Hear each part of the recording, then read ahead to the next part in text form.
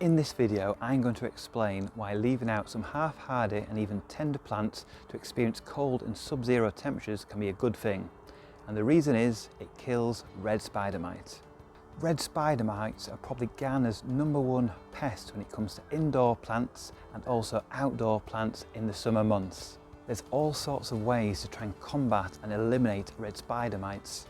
This includes using neem oil, showering them with water, using miticides, biological fatty acid sprays, predatory biological controls, but none are wholly effective on their own.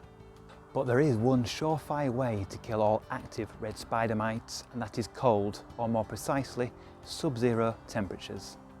Not all plants that we grow can survive cold and frosty conditions, so this technique doesn't work on every plant with red spider mite, but later in the video I'll go through the types of plants that it is okay to use this technique on. But first, let's have a look at red spider mites and how cold kills them. There are many types of spider mites, but the sap-sucking pests that we're concerned about in this video are Tetranychus urticae. They live happily and reproduce rapidly in hot, dry conditions, so in the home, in the heated greenhouse, or in the summer they can really spread and do a lot of damage to your plants. They can continue to be active and reproduce when the temperature is over 12 degrees centigrade. When the temperatures go lower than 12 centigrade, they slow down and become dormant. So what do red spider mites look like? They are very small creatures, only about ½ millimetre in diameter, so not everybody can see them unless your eyesight's pretty good or use a magnifying glass.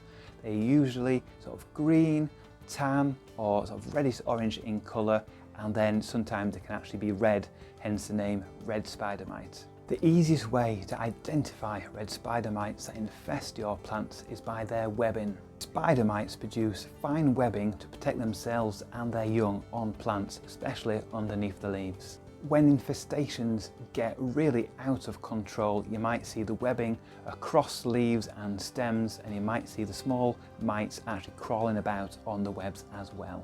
Spider mites can cause extensive damage to indoor and outdoor plants.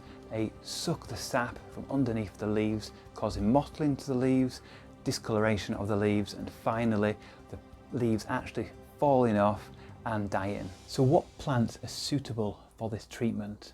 This method is suitable for all hardy plants that have caught red spider mite in the summer months or when they're being indoors for whatever reason. So things like hardy palm trees, camellias, and even things like ivy as well.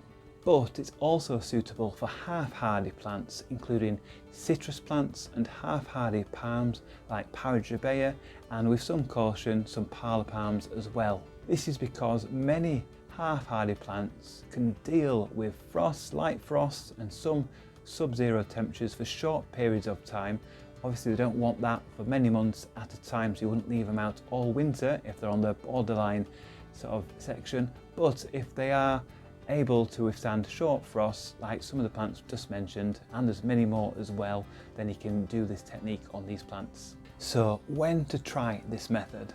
So any of the plants mentioned earlier in this video that are suffering from red spider mite, and any others that you may wish to try that you know are at least hardy or half hardy, can be put somewhere sheltered next to a house or with some overhead canopy. And when you have the cooler months of autumn, where it's wetter and cooler, this will slow down red spider mites reproducing.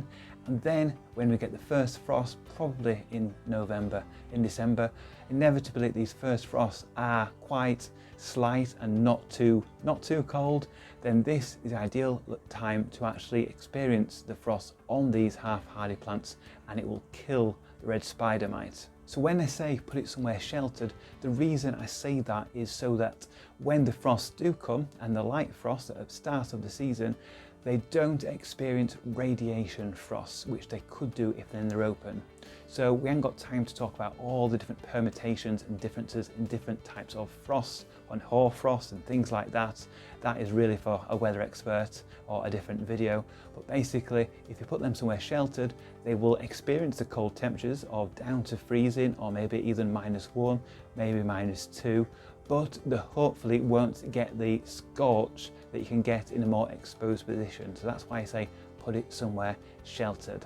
The sub-zero temperatures should kill all active spider mites actually on the foliage of the plants, and a proportion of those that are in the egg stage and those on the surface of the soil as well, where actually it could be a little bit warmer, but it should kill a lot of those. So once the plants have experienced a night or two of light frost, the next stage is to actually look at the plants, wipe over the underside of the leaves if you can, then get a watering can or a hose pipe and spray the foliage of the plant just to wash off any dead, dying or remaining red spider mites.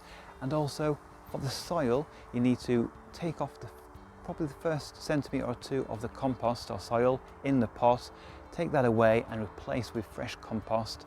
This means the plant, it looks a bit fresher for when you're bringing it indoors, and it also means you might be removing some remaining red spider mites that might have fallen onto the compost, or there might be eggs that have dropped there as well, so it eliminates more of the red spider mite.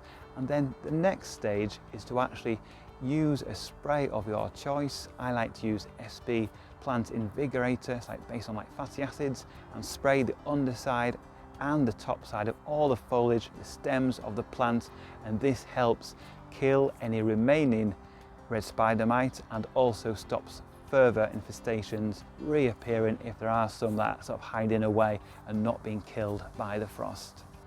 Once you've taken all these steps, hopefully the plants are free of red spider mite, or the numbers have dwindled to a very low level.